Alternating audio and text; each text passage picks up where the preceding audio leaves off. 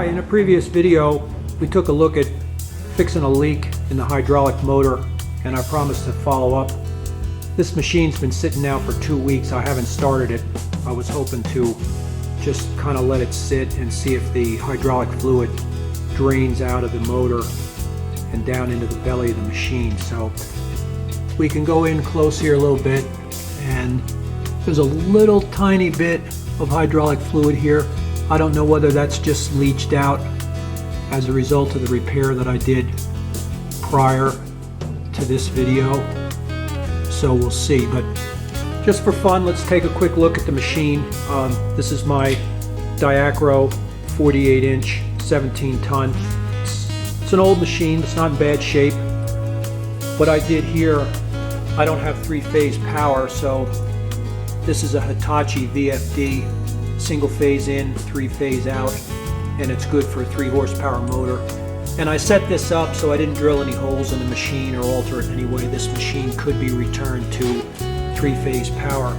And I covered this in another video. This is my DRO, so that's going on here. And let's kind of walk around here a little bit.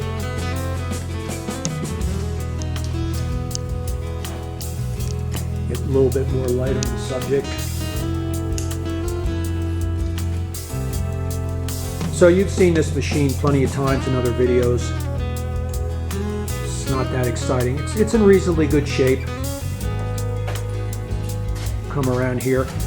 This machine is got the dual speed, dual pumps. So you're seeing this is the extra control here. And of course all these machines, the cycle from one direction to the other gets jammed, and I just put in it's kind of cheesy, I just put in a little bungee cord here and put a little bit of extra pressure on the one side. This one direction here doesn't return, so that's kind of normal. It's not a big deal. But anyway, we're going to fire this up and listen to it and see if it has a sluicing sound.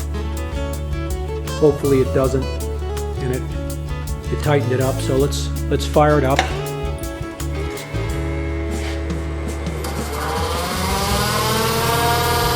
Okay, so here we go. And we got a little bit of a sluicing sound there. You can hear it.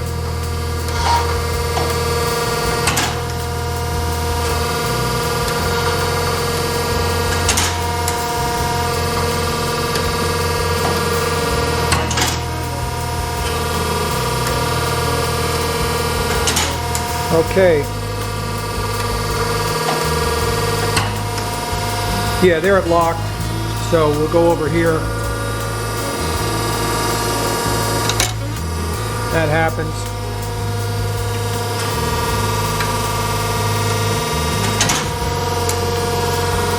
Power it down.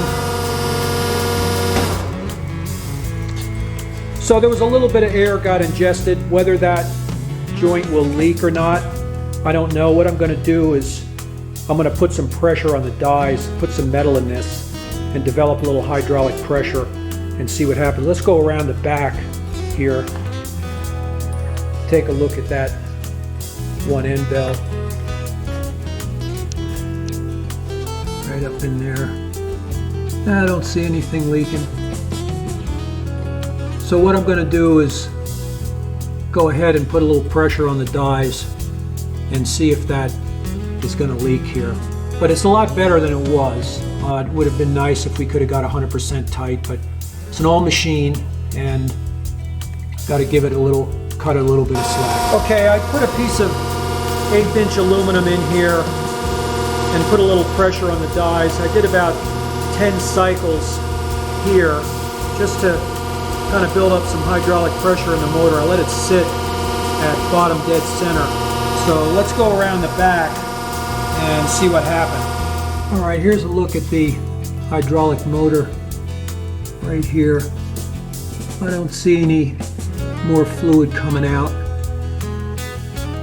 So I would say there isn't any real bad leaks here. This may drip a little bit, just if there's fluid built up in here behind and it might take a little while for it to run out. But so I think we made an improvement. It'd be nice, like I said, if we got it completely tight, but it's an old machine and we can only go so far with it. So, but that's the story. This is another little thing I put on my back gauge. So spirit level just sits here. It's kind of nice. It gives you a quick idea of the left and the right being level.